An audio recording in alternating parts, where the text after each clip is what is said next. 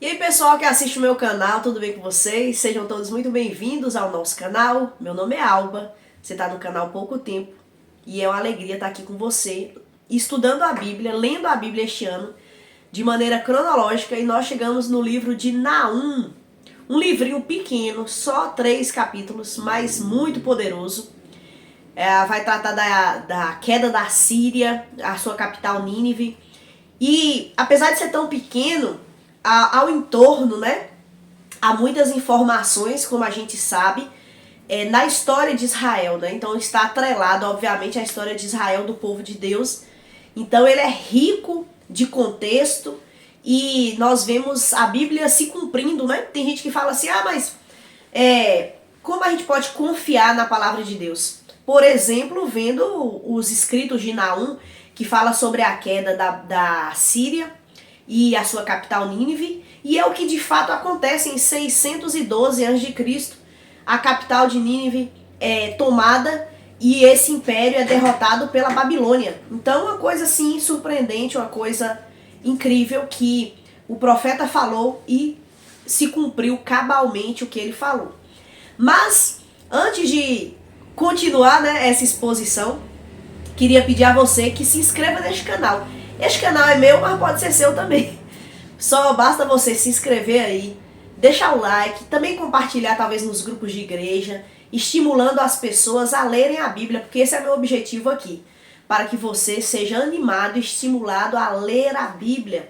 É neste livro sagrado que nós conhecemos e nos aprofundamos no nosso relacionamento com Deus.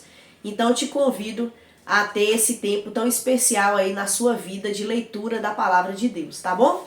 Então vamos para o livro de Naum. E antes que você leia, assista esse vídeo, né, como eu falei para vocês. Naum foi um profeta, viveu ali no período do ano 600 e pouquinho antes de Cristo, né, 600, para ser mais exata, 663 antes de Cristo.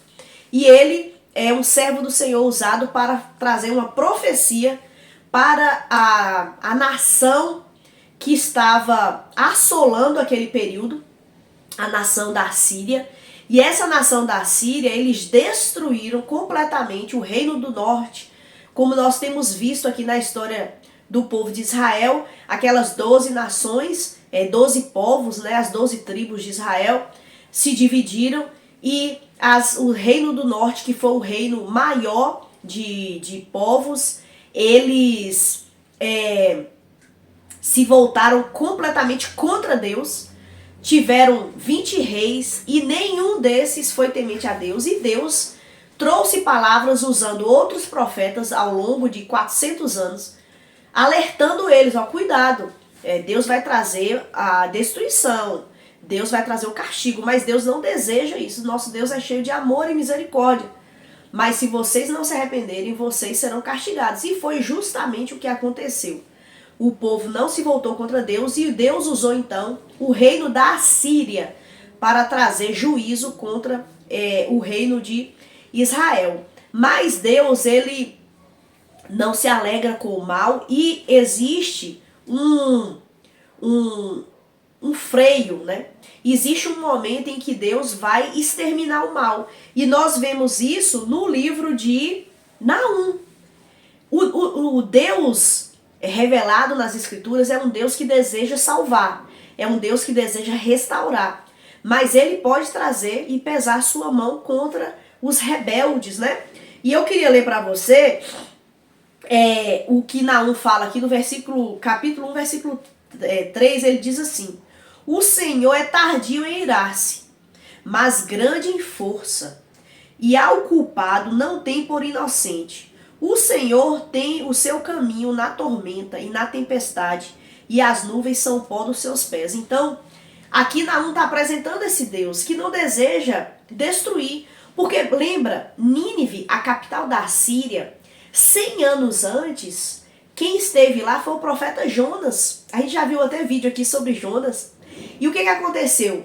Jonas trouxe aquela mensagem e houve um arrependimento.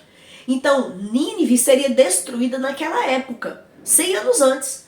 Mas, como o povo se arrependeu, o povo se quebrantou, então Deus não trouxe destruição. Só que talvez o erro do povo não foi transmitir a mensagem de Deus para as próximas gerações, o que é um grande perigo que nós vivemos hoje, quando a gente não transmite as verdades profundas do Evangelho para a próxima geração. E aí essa geração pode se tornar rebelde contra Deus. E foi o que aconteceu. E antes de Jonas, aquele povo, eles faziam coisas terríveis, eles eram cruéis, eles eram maus, eles eram violentos, mas houve arrependimento. Como não deu-se continuidade ao temor do Senhor, o povo de Nínive voltou àquelas práticas de rebeldia, de crueldade, de maldade, de violência.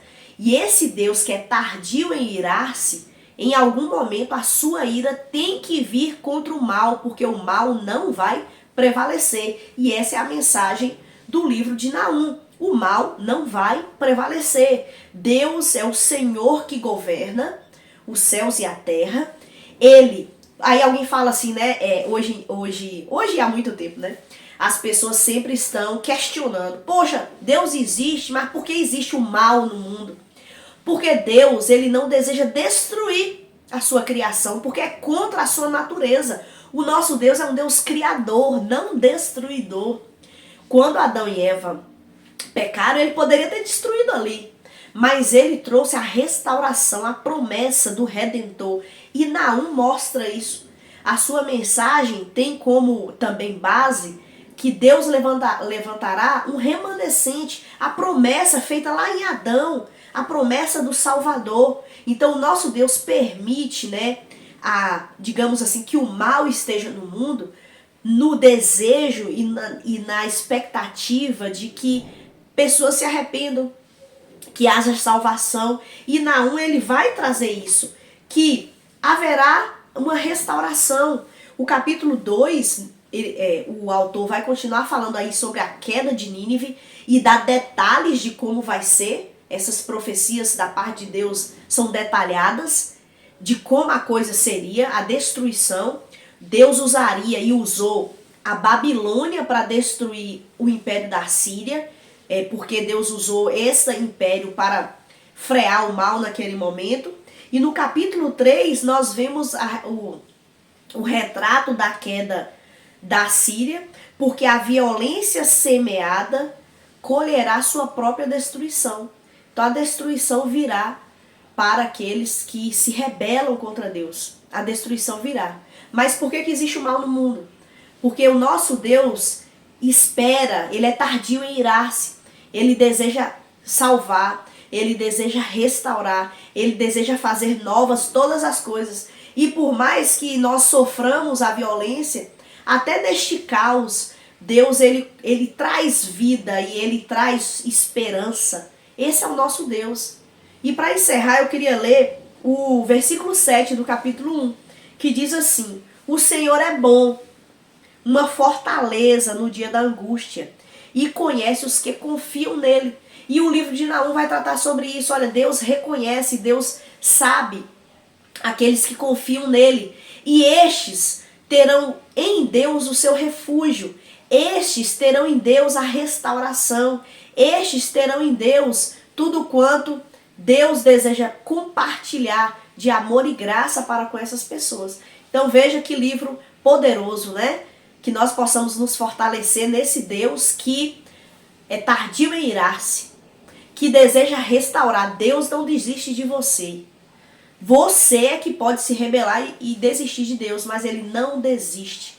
E ele espera aí o quebrantamento e esse retorno para ele. Livro poderoso, né? Anime-se nessa leitura. Deus abençoe sua vida e até a próxima no nosso próximo livro.